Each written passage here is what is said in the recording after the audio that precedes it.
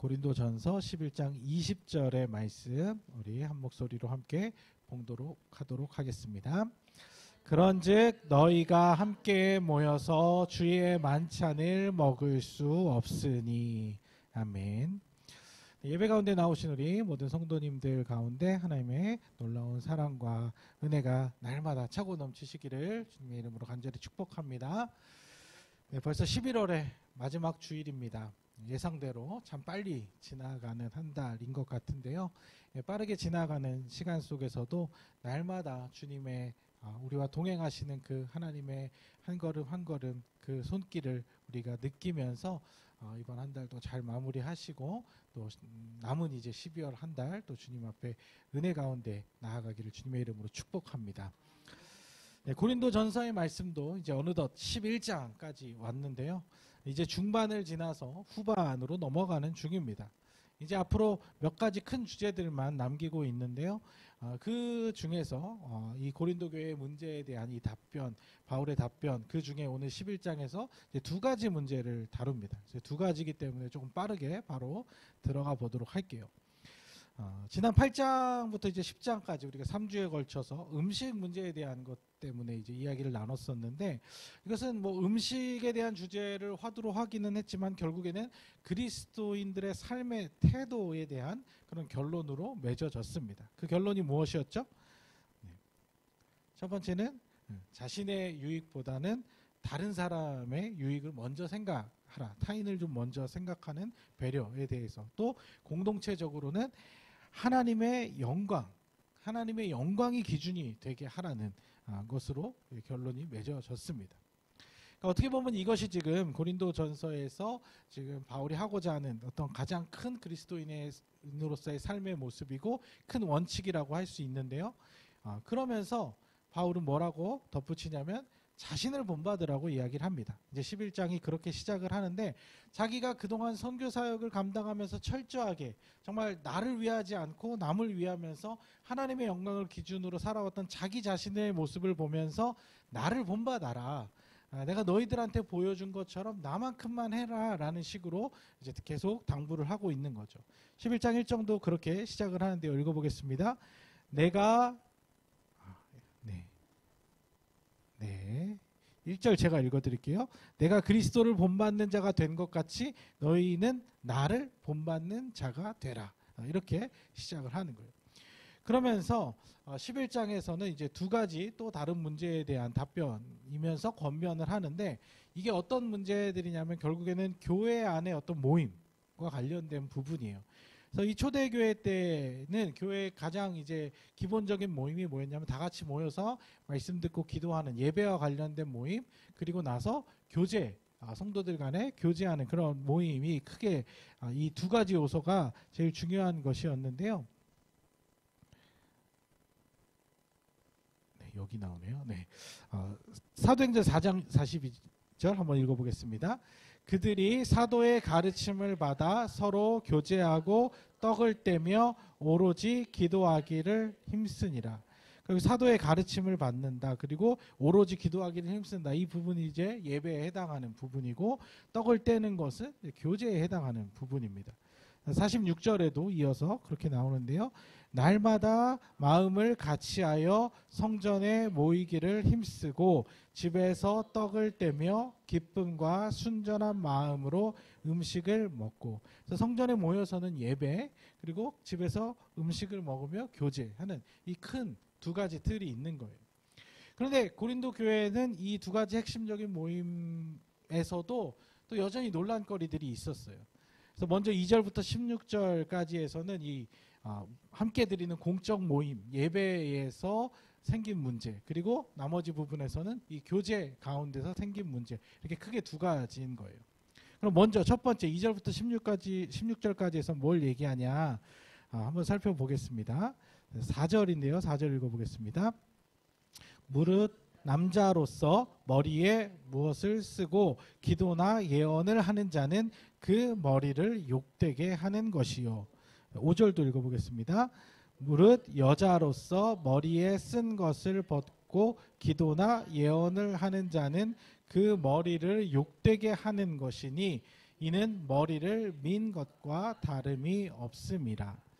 자, 지금 사도 바울의 이 이야기를 쭉 읽다 보면 전체적인 문맥상으로 봤을 때 지금 남자가 머리에 뭘 쓰고 기도나 예언을 하는 것이 논란거리가 아니고 사실 여자가 머리에 쓴 것을 벗고 기도나 예언을 하는 게 문제였던 거예요. 그러니까 앞에 4절을 남자 얘기를 한 거는 이제 5절을 얘기하기 위해서 이제 먼저 남자의 경우는 이렇듯이 여자는 이걸 벗고 기도하는 것이 문제가 될 수 있다라고 지금 이야기를 하는 겁니다. 어떻게 얘기를 하냐면 여자가 머리에 뭔가를 쓰지 않고 기도나 예언을 하면 이것이 스스로를 욕되게 하는 것이고 굉장히 부끄러운 일이라고, 마치 여자가 삭발하는 것과 같은 그런 거라고 얘기를 합니다. 사실 지금 이 시대도 여자가 삭발을 하는 경우가 그렇게 자연스러운 경우는 아니잖아요. 그러니까 2000년 전인 당시로서는 옛날에 이제 뭐 X세대들 이제 막 세기말 앞두고 막 그런 이제 뭐 여자들도 이제 뭐 삭발도 하고 뭐 그럴 수 있는데 그게 되게 보편적이고 자연스럽지는 않은 거잖아요. 지금 시대도 그런 걸로 생각해 보면 2000년 당시에 여자가 머리를 밀고 다닌다는 것은 굉장히 부자연스러운 일이었는데 그런 것처럼 머리에 쓰지 않는 것도 그 정도 급으로 이게 자연스럽지 못하다는 거예요.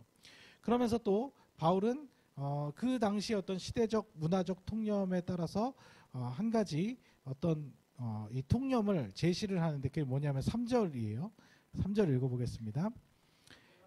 나는 너희가 알길 원하노니 각 남자의 머리는 그리스도요 여자의 머리는 남자요 머리는 하나님이시냐. 그러니까 바울은 지금 분명한 위계 질서를 하나 제시합니다. 여자 위에 남자 있고 남자 위에 그리스도 위에 하나님, 이렇게 얘기를 하는 거예요. 네. 동의하십니까?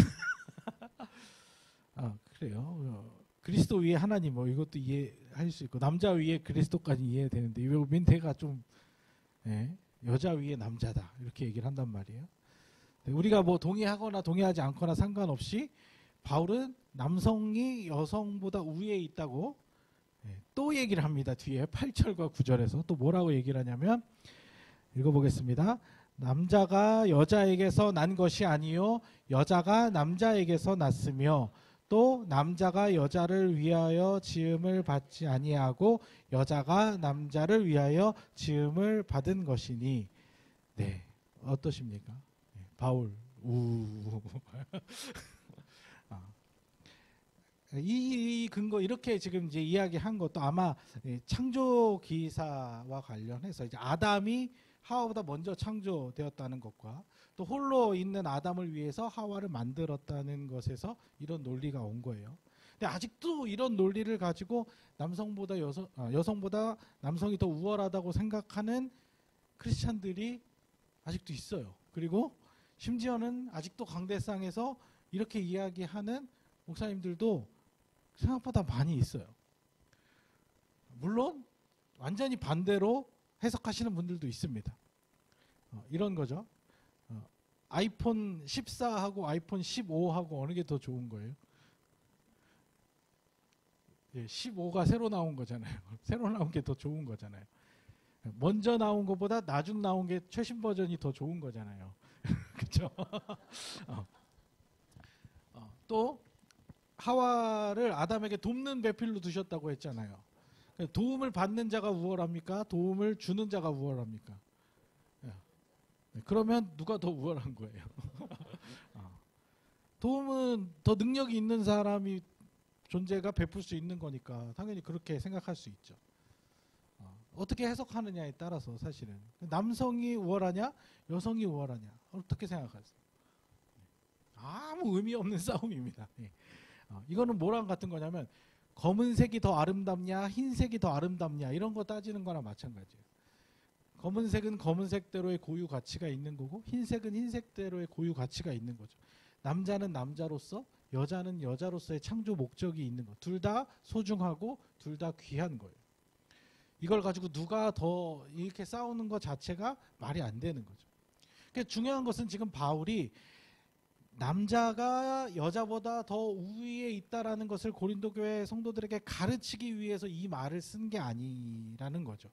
남성 우월주의를 지금 은근히 지금 고린도 교회 성도들에게 그 신념을 깔아주기 위해서 이런 말을 한 게 아니라 그냥 그 당시에는 누구나 다 그렇게 생각하는 사회적 통념이 있었고 그거를 근거로 그냥 제시를 한 거예요.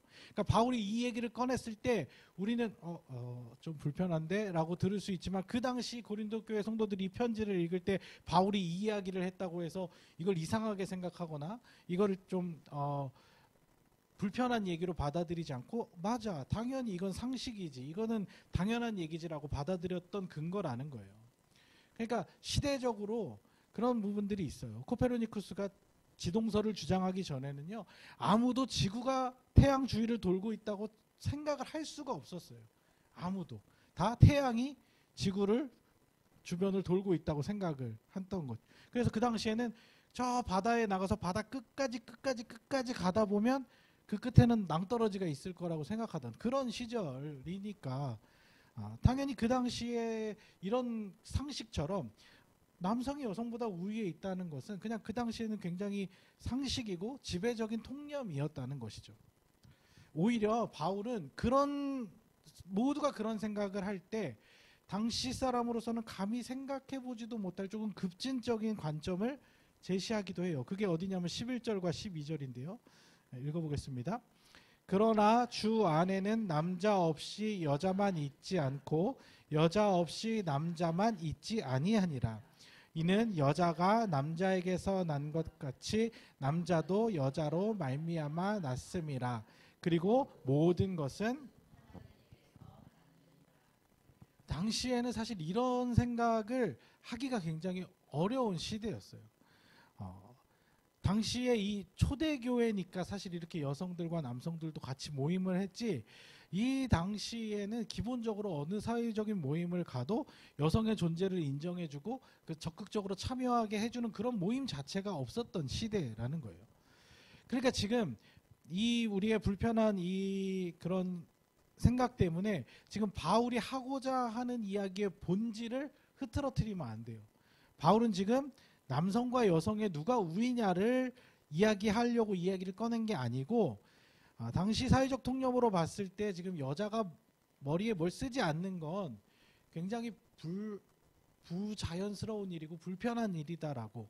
그래서 16절에 보면 그걸 뭐라고 표현하냐면 관례에 어긋나는 일이다라고, 그런 관례가 없다 이렇게 이야기를 합니다. 그러니까 이게 지금 죄냐 아니냐 진리냐 아니냐 이런 문제가 아니라 대부분의 사람들이 좀 납득하기 어려운 관례를 어기는 일이라는 거예요. 그러니까 가급적이면 그렇게 하지 않아줬으면 좋겠다, 그렇게 하지 않는 것이 좋다라고 말하는 것이죠. 그러니까 어떤 여성의 인권을 지금 탄압하고 여자들을 막 못하게 하려는 게 아니라 지금 서로 모든 어떤 상식적인 수준에서 불편한 일들을 없게 하자라는 말이에요. 그러니까 앞에 음식 문제 같은 경우도 그랬잖아요. 우린 다 자유하니까 아무거나 다 먹을 수 있는데 이것 때문에 이 신앙의 자유함에 대해서 누구는 불편해하거나 실족할 수 있으니까 영적으로 조금 성숙한 사람들이 좀 배려해 주자. 자기 유익을 자기 생각만 하지 말고 모든 사람의 유익을 구하는 방식으로, 최종적으로 하나님의 영광을 나타내는 방식으로 그렇게 맞추자 이런 거잖아요. 이 문제도 지금 마찬가지예요. 여자가 머리에 뭘 쓰지 않고 그 당시에는 그렇게 하는 것이 다른 사람들에게 상식적인 선상에서 굉장히 큰 불편함을 줄 수 있었다는 것이죠. 그러니까 시대가 많이 변했기 때문에 이게 지금 딱 맞는 예가 될지는 모르겠지만 사실 지금도 우리가 교회 공동체 안에서 이런 부분 때문에 서로 좀 신경이 쓰이고 논란이 될 수 있는 것들이 많이 있어요. 예를 들어볼게요. 한 청년이 아주 무더운 여름에 예배를 참석했는데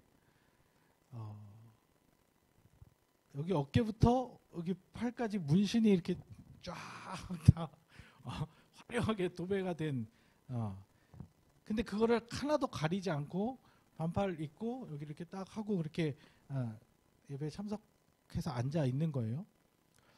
지금 타투나 문신을 하는 것이 죄냐 아니냐 지금 이런 문제를 얘기하는 게 아니라 사회적 통념상 상식선상으로 생각해 보자는 거죠.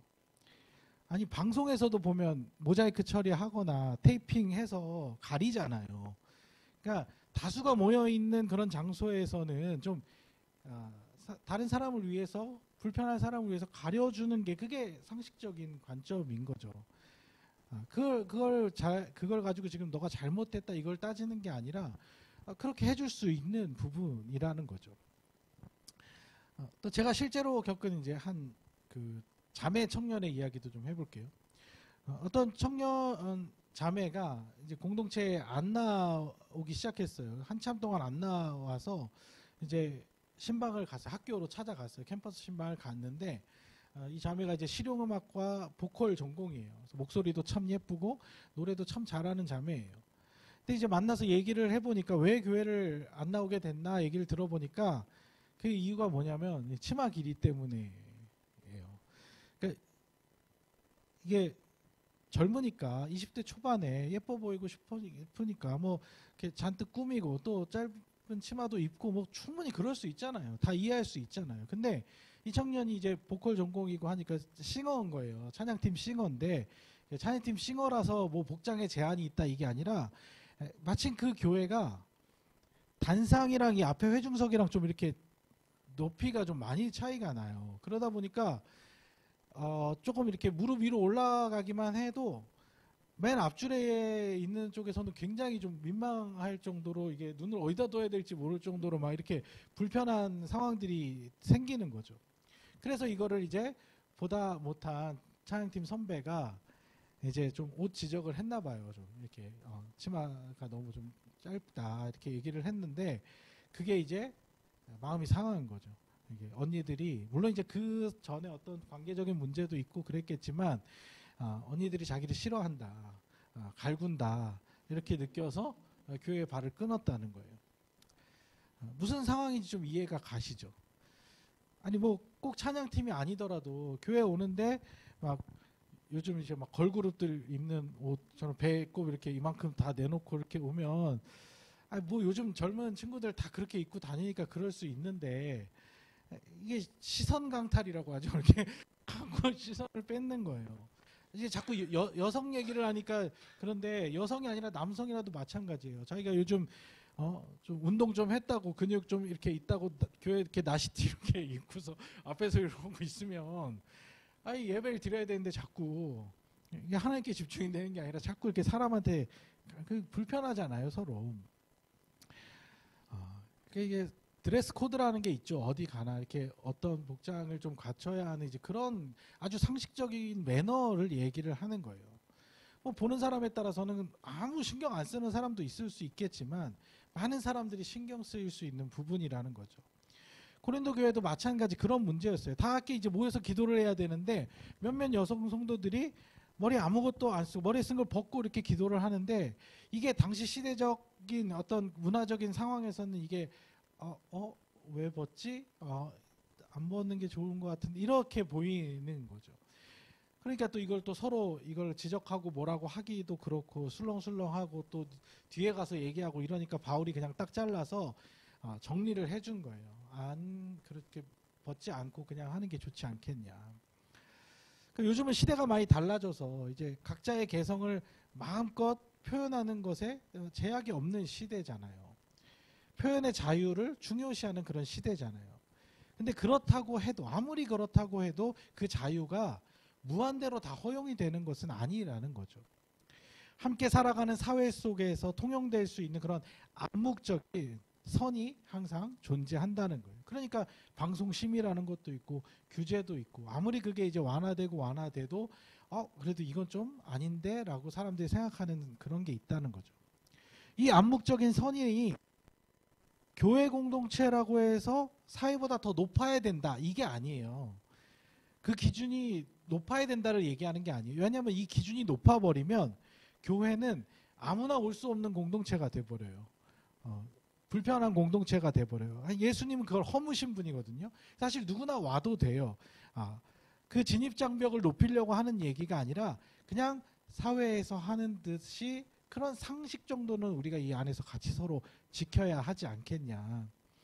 그러니까 지금 바울이 되게 꼰대적인 그런 이야기를 하는 게 아니라 아주 상식적인 얘기를 하는 거예요. 지금 2000년이 넘게 지났어도 아직도 중동 지역 문화권에서는 여성들이 머리에 뭔가를 쓰지 않으면 부끄러운 일로 여기거든요. 지금도. 아니 세상에 배구를 하는데도 이걸 쓰고 하더라고요. 운동을 하는데 얼마나 불편해요. 땀나고 그러는데도 아직도 그렇게 하는데 이 당시로서는 당연히 문제가 될 수 있었다는 거죠. 밖에서도 대부분의 여성들이 다 쓰고 다니는데 교회에 왔다고 해서 그걸 너무 이제 쉽게 그냥 벗어버리면 이게 누군가에게는 눈살을 찌푸릴 만한 일이 된다는 것. 이거는 결국에는 한마디로 얘기하면 민폐가 될 수 있는 일인 거예요. 그런데 그리스도인이 서로에게 민폐가 될 필요는 없겠죠. 여러 사람을 불편하게 할 필요가 없겠죠. 본인이 그렇게 다 불편하게 해놓고 교회가 사랑이 없어서 날 안 받아주니 나 이해를 못 해주니 이러면 서로 곤란할 수 있다는 거죠. 그러니까 지금 이 문제는 공동체 안에서 예배 모이는 그 모임 가운데서 서로가 서로에 대해서 좀 지켜줘야 될 그런 아주 상식적인 문제를 얘기하는 겁니다. 자, 그리고 나서 이제 두 번째 문제로 넘어가는데요. 두 번째는 주의 만찬에 대한 부분입니다. 초대교회 모임 가운데 큰 두 축인 이제 예배 말고 교제에 대한 부분. 여긴 또 무슨 문제가 있었냐? 뭐 어떤 문제가 됐냐? 19절 말씀을 보면 파당이라는 말이 나오는데 여기서의 파당은 우리가 맨 앞에서 살펴봤던 뭐 아볼로파냐, 바울파냐, 베드로파냐 하는 그 파당이라기보다는 당시에 존재했던 어떤 계급적인 문제, 계급 간의 문제라고 생각해 볼 수가 있습니다. 20절과 21절 같이 읽어보겠습니다. 그런즉 너희가 함께 모여서 주의 만찬을 먹을 수 없으니 이는 먹을 때에 각각 자기의 만찬을 먼저 갖다 먹으므로 어떤 사람은 시장하고 어떤 사람은 취함이라. 자 보니까 먼저 갖다 먹는 사람 때문에 함께 모여서 주의 만찬을 먹을 수 없는 문제라고 해요. 그리고 누구는 너무 많이 먹어서 취할 정도로 먹고 누구는 아예 먹지 못해서 시장하고 배고픈 일이 생겼다고 하는 거예요. 배고픈 거 굉장히 민감한 문제죠. 어디 가서 먹을 거 나만 안 주면 굉장히 서운한 일인데 이게 왜 이렇게 됐을까요? 그리고 이게 한두 번 생긴 문제가 아니라 지속적으로 지금 이런 문제들이 발생하고 있어서 이걸 지금 바울이 언급한 거잖아요. 그럼 한번 생각을 해보는 거예요. 왜 다 같이 먹는데 왜 누구는 왜 못 먹었지? 눈치 보면서 왜 못 먹었을까? 그리고 또 어떤 쪽에서는 왜 눈치를 안 보고 자기만 그렇게 막 취할 정도까지 먹었을까? 왜 그랬을까? 그거는 바로 이 당시에 어떤 계급 사회의 어떤 그 문화적 배경이 있기 때문에 이런 일이 벌어졌다는 거죠. 그러니까 이게 되게 아까도 말씀드렸지만 이 교회 공동체라는 게 되게 특별했던 점은 이게 주인 계층과 노예 계층, 그 당시에 주인과 종이 있었는데 그들도 다 함께 예수님을 영접하면 다 그리스도인이 되고 다 교회의 공동체가 된 거예요. 믿음 안에서 성령 안에서 신분의 차별이 없는 그런 공동체였다는 거예요. 그러니까 앞서 남성과 여성도 그렇게 다 같이 함께 무언가를 하는 주인과 노예가 함께 할 수 있는 당시에 어디에서도 찾아볼 수 없는 굉장히 센세이션한 그런 공동체였다는 거죠. 왜 그게 가능했을까요? 그것은 구원의 은혜라는 것이 어떤 것도 차별을 둘 수가 없기 때문에 그래요. 갈라디아서 3장 23절 읽어보겠습니다. 너희는 유대인이나 헬라인이나 종이나 자유인이나 남자나 여자나 다 그리스도 예수 안에서 하나이니라. 그러니까 그 당시는 민족주의와 남성 우월주의와 계급주의가 기본값인 그런 세상이었는데 그런 세상에서 이 모든 것들을 다 허물어버리는 완전히 새로운 공동체가 교회 공동체였다는 것이죠. 그런데 문제는 그들이 세상에서 그게 너무 익숙해져 있으니까 사회적인 그런 기본값에 너무 익숙해져 있으니까 교회 안에서도 자기도 모르는 사이에 주인들은 주인들끼리 있는 사람은 있는 사람들끼리 종들은 종들끼리 이렇게 파당이 나눠져서 생활하고 활동하게 되었다는 거죠. 그러니까 교회 안에서 기도하고 예배하고 이제 모임 끝나면 다 같이 이제 나눠야 되는데 어떤 사람들은 여전히 대접받으면서 먼저 좋은 것들 다 먼저 먹고, 그럼 그러다 보면 나중에 이제 노예계층에 있는 사람들은 눈치 보다가 주인들이 어느 정도 먹고 나면 자기들끼리 남은 거 이렇게 먹게 되고, 또 주인이 빨리 가야 된다고 가면 먹지도 못하고 가고, 음식이 모자르면 먹지도 못하고, 만찬에 다 함께 나누기 위해서 베푼 만찬인데 누구는 먹고 누구는 못 먹고, 이런 일이 발생합니다. 그리고 뭐 주인 계층 사이에서도 서로의 어떤 사회적 지위나 경제 수준에 따라서 비슷한 계층의 사람들만 겸상을 하다 보니까 이게 예수님의 섬김의 도를 따르기 위해서 제공하는 이 주의 만찬이라는 것이 그냥 먹고 마시는 일로 변질이 돼버린 거예요. 그래서 바울은 이것이 완전히 본질에서 어긋난 일이라고 하면서 따끔하게 한마디 합니다. 22절 읽어보겠습니다. 너희가 먹고 마실 집이 없느냐? 너희가 하나님의 교회를 업신여기고 빈궁한 자들을 부끄럽게 하느냐? 내가 너희에게 무슨 말을 하랴? 너희를 칭찬하랴?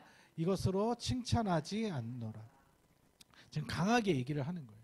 한마디로 뭐라고 얘기하냐면, 너네 교회 먹으러 왔냐? 교회 먹으려고 왔어? 근데 신기한 건요, 2000년이 지난 지금도 계급사회가 전혀 아닌 지금 이 시대도 똑같은 일들이 교회 안에서 벌어질 수 있다는 것이죠. 섬김 받는 사람들은 계속 섬김 받고, 계속 섬기는 사람들은 계속 섬겨야 되고, 그러니까 섬기는 사람들 쪽에서는 이게 시간이 지나다 보면 힘에 지나고 어렵고 마음이 불편해지고, 그런 와중에 또 섬김 받는 사람들은 받는 걸 또 당연하게 여기고, 이런 일들이 벌어진다는 것이죠. 모두가 함께 자신의 어떤 사회에서의 계급장 다 떼고 이 안에서는 다 모두가 공평하게 하나 되어야 되는데, 그런 일들이 이 안에서 깨지게 되는 거죠. 그러니까 요즘 뭐 보통 건강한 교회라고 해도요, 에서도 이렇게 보면 섬김의 자리에 참여하는 사람들이 뭐 아무리 많아도 뭐 크고 건강한 교회라고 해도 보면 한 30% 정도예요. 그러니까 1000명이 출석하는 교회다 그러면 교회에서 무슨 일 있을 때 봉사하고 섬기는 사람들은 한 300명 정도고, 나머지는 그냥 와서 그냥 이렇게 받고 그냥 가는 경우들이 대부분이라는 거죠. 이렇게 그리 이상적인 일은 아니라는 거예요. 교회 공동체는 그런 시스템이 아니라 모두가 함께 섬기고 모두가 함께 참여하는, 누릴 것도 같이 누리고 나눌 것도 같이 나누는 그런 공동체가 되어야 한다는 것이죠. 참 감사한 것은요, 지난주에 이어서 오늘도 우리가 이제 공동 식사를 통해서 이런 나눔을 우리가 실천해 볼 수 있다는 겁니다. 이게 초대교회 같은 그런 모습이에요. 모두가 각자 가지고 와서 음식을 나누고 섬기고, 또 소외당하는 사람 없이 다 같이 그렇게 나누는, 모두가 함께 섬기고 함께 누리는 그런 모습이 주의 진정한 주님의 만찬이라고 할 수 있는 거죠. 물론 우리가 소수여서 가능한 것도 있겠지만, 우리가 이런 마음을 우리가 잘 새기고 이런 경험을 바탕으로 해서 앞으로 우리가 나중에 정말 우리 모임의 어떤 각계각층의 다양한 사람들이 이곳에 모인다고 해도 이 정신, 모두가 함께 나누고 모두가 함께 섬기는 그런 하나됨의 공동체, 함께함의 공동체를 만들어가는 것이 주의 만찬을 우리가 바르게 새기는 방법이라는 것이죠. 그 뒤에 이제 이어서 나오는 바울의 이야기는 우리가 교회에서 이제 성만찬할 때 자주 낭독하는 그런 본문이 나오거든요. 그 내용 중에 보면 뭐 합당하지 않게 먹고 마시는 자는 죄를 짓는 것이다. 또 자기를 살피고 참여해야 한다. 또 분별하지 못하고 먹고 마시면 죄가 될 수 있다. 뭐 이거 자주 들어보셨던 말씀이죠. 그런데 이제 우리가 그동안 성만찬할 때 이야기를 많이 듣고, 그때 어떤 이 부분을 해석할 때는 어떻게 이야기를 하냐면, 이게 하나님과의 나와의 어떤 개인적인 관계 측면에서 이 말씀을 이해를 하거든요. 근데 지금 전체적인 문맥상으로 보면 이게 지금 뭐 내가 떡이나 포도주를 받기 전에 하나님 앞에 내 죄는 없나, 내가 잘못한 거 없나, 그리고 스스로 돌아보고 그렇게 이제 하면서, 또 마음에 좀 너무 찔린 사람들은 성찬을 안 받기도 하고, 그죠? 그런 게 이제 이게 자기를 살피라는 게 또 세례 교인이 아니면은 또 받으면 막 안 되고 세례도 안 받고 이거 먹으면은 무슨 큰 잘못되는 것처럼 이제 그런 걸로 이제 우리가 많이 배워왔는데 지금 바울이 사실은 이 이야기를 여기에 꺼낸 것은 자기를 살피라, 자기를 돌아보라 이 얘기는 어떤 개인적인 어떤 하나님과의 관계의 회개나 이 문제보다는 공동체적인 문제를 지금 얘기를 하는 거예요. 지금 앞에 그럼 지금 그 상황에서 이 얘기가 나온 거잖아요. 그러니까 이 성만찬이라는 게 나중에 후대에 좀 이런 어떤 예식화돼서 이게 생겨서 어떤 하나님과 나와의 어떤 믿음과 이제 이런 부분으로 더 이렇게 집중해서 했는데 이 본문에서는 사실 그 얘기가 아니고요. 문맥상으로 볼 때 지금 이 주의 만찬에서 지금 앞에서 얘기한 그 잘못된 행태에 대해서 지적하면서 그거를 스스로 좀 돌아보고 살펴라. 우리 공동체를 스스로 돌아보고 살펴라. 그런 의미라는 거죠. 그러니까 내가 주의 만찬에 참여하기 전에 먹는 거에 그냥 눈이 멀어가지고 자기 먹는 것만 생각하지 말고 우리 공동체를 돌아봐야 된다. 누군가는 먹지 못하고 있는 게 아닌가. 누군가는 지금 즐거운 마음으로 참여하지 못하고 있는 게 아닌가. 함께하는 지체 형제 자매들을 돌아보라고 함께 하라고 이 말씀을 한 것이죠. 30절 읽어보겠습니다. 그러므로 너희 중에 약한 자와 병든 자가 많고 잠자는 자도 적지 아니하니.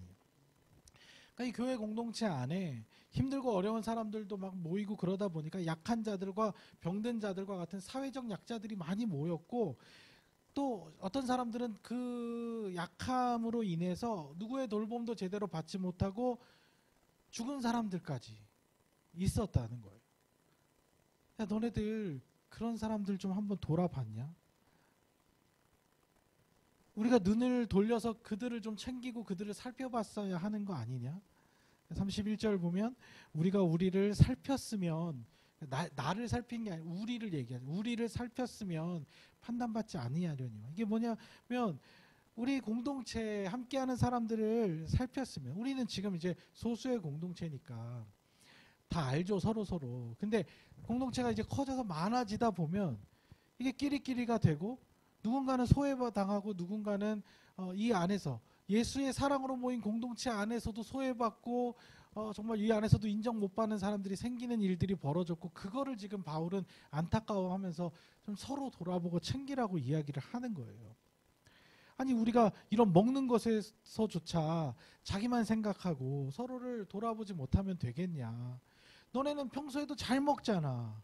평소에도 배부르게 맛있게 잘 먹는 사람들이 아니 못 먹는 사람들 지금 배가 고픈 굶주린 사람들이 여기 와서 참여했는데 그 사람들 결국에는 먹지도 못하고 돌아가면 만찬에 참여도 못하고 돌아가면 이게 지금 예수님이 보여주신 섬김의 만찬? 그렇게 말할 수 없잖아. 그러면 안 돼. 이렇게 얘기를 하는 거죠. 33절에 뭐라 그래요? 그런즉 내 형제들아 먹으러 모일 때에 서로 기다리라. 그거 조금만 기다려주면 되는데 근데 늘 주인들은 그렇게 해왔으니까 늘 대접받으면서 해왔으니까 근데 교회 안에서는 그러면 안 된다는 거죠. 다른 사람들 기다려줘라. 배려해줘라. 아니 세상적 관점으로 봤을 때 주인 계층에 있는 사람들이 노예 계층에 있는 사람들을 왜 기다려줍니까? 왜 배려해야 합니까? 세상에는 절대 그럴 필요가 없죠. 그런데 교회는 세상과 다른 곳이잖아요. 여기서는 이 하나님의 공동체 안에서는 너네가 좀 천천히 먹고 좀 덜 먹고 그렇게 배가 고프면 집에서 먹고 와라고. 너넨 집에 먹을 거 있잖아. 아니면 빨리 끝나고 가서 너 먹든지. 여기는 좀 서로 섬기고 베풀고 나누는 그런 다 함께 즐기는 잔치가 돼야지 내 배부르려고 하는 그런 만찬이 아니다라고 이야기를 하는 겁니다. 그러니까 어려운 얘기 하나도 없어요. 원칙은 똑같아요. 자기 유익을 구하지 말고 다른 사람들 좀 돌아보라고. 다른 사람 유익을 좀 돌아보라고. 그래서 하나님의 영광이 드러나게 하라고. 아주 단순한 원칙에 적용되는 말이죠. 저도 이제 좀 찔리는 거예요. 말씀 보면서. 이게 이게 맛있는 거 나오면은 이제 갑자기 사람이 식탐이 있잖아요, 다. 그러니까 이게 막 같이 먹는데 맛있는 게 막 나왔어요. 그러면은 목사라는 사람이 성도님들 잘 먹고 있는지, 너 이렇게 부족한 것은 없는지, 막 이런 거 챙겨야 되는데 그냥 맛있는 거 나왔다고 말도 한마디 안 하고 거기서 그냥 막 먹기만 하면 누가 그걸 좋게 보겠습니까? 교회 다 함께 하는 이 교회 공동체 안에서. 근데 이게 지금 먹는 문제로, 지금 만찬의 문제로 나왔지만 모든 일에 다 적용이 되는 거예요. 교회에서 뭔가를 하는데, 같이 움직이는데, 자기 불편한 거 생각하고 자기 편하게 하려고 다른 사람들 불편하게 하면서 이러면 안 되는 거잖아요. 서로를 돌아보고, 누군가 좀 나보다 더 불편한 사람이 있나 좀 챙겨보고 돌아보는 게, 그게 공동체고 그게 사랑인 거지. 말로만 사랑한다고 해놓고 그런 행동들을 하지 않으면 그게 무슨 사랑이냐는 것이죠. 그래서 항상 다른 사람의 형편을 돌아보는. 근데 어쩔 수 없이 우리는 이제 인간이잖아요. 사람이 자기중심적이 돼버리면, 자기 욕구가 우선이 되면 결국에는 또 다른 누군가를 불편하게 만드는 일이 생겨버린다는 것이죠. 그러니까 교회 안에서 우리가 얼마나 조심해야겠습니까? 아니, 심지어는 기도한다면서, 찬양한다면서, 사역한다면서 자기 방식대로 자기한테만 맞춰서 자기 하고 싶은 대로 하다가 다른 사람들 다 불편하게 만든다면 그게 어떻게 하나님이 기뻐하시는 일이 되겠습니까? 이러면요, 하나님 앞에서 좋은 일 한다고 해놓고 결국에 남는 게 하나도 없는 거예요. 아니, 사역을 하면서 하나님의 일을 하면서까지 다른 사람 불편하게 할 거면, 다른 사람 상처 줘가면서 할 거면 왜 사역합니까? 우리의 사역의 목적이 서로 사랑하자고 하는 건데, 그 목적을 잃어버리고 성과를 내면 무슨 의미가 있습니까? 그게 신앙생활 열심히 한다고 하면서 다른 사람 마음 다치게까지 하려면 하는 이유가 뭐냐는 거예요.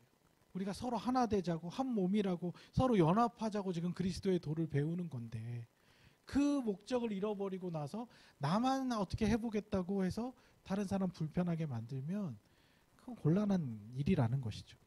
원리는 하나입니다. 나의 유익과 만족, 욕망이 우선되지 않고 다른 사람들을 돌아보며 하나님의 영광을 드러내는 일에 우리의 신앙과 또 삶의 모든 것들을 그 초점에 맞추라는 것이죠. 간단하지만 쉽지 않아요. 그래서 우리가 평생 신앙생활 하면서 이걸 해 나가야 되는 겁니다. 이 원칙, 이 원리를 마음에 잘 새기시고 실천함으로 말미암아 우리의 신앙도 성숙하고 아름다운 신앙이 될 뿐만 아니라 우리 교회 공동체도 결국에 하나님 위해서 하는 건데, 나중에 지금 우리가 이렇게 모였을 때 너무 행복하고 좋은데, 나중에 좀 사람들, 이런 사람들 저런 사람들 모였을 때 우리가 이런 원칙을 깨트리고 누군가를 불편하게 하고 상처 주는 교회가 된다면, 그럼 우리는 사실 우리 교회의 목적을 잃어버리는 거예요. 우리 다시 찾는 교회, 신앙 상처받아서 아파하는 그 영혼들 다시 한번 하나님께로 회복시키자고 모였는데 우리가 이 안에서 또 다시 상처를 준다? 그거는 우리가 정말 피해야 할 일이라는 것이죠. 그래서 우리 교회가 정말 사랑의 이 공동체의 모습, 초대교회의 이 사랑의 모습을 정말 제대로 실천해서 우리와 함께하는 사람들에게 마음 상하게 하지 않고 서로가 서로를 늘 챙겨주고 돌봐주면서 교회에 오면 우리 사랑받고 있구나, 우리가 서로 사랑하고 있구나를 느끼는 그런 사랑의 공동체가 될 수 있기를 주님의 이름으로 간절히 축원합니다.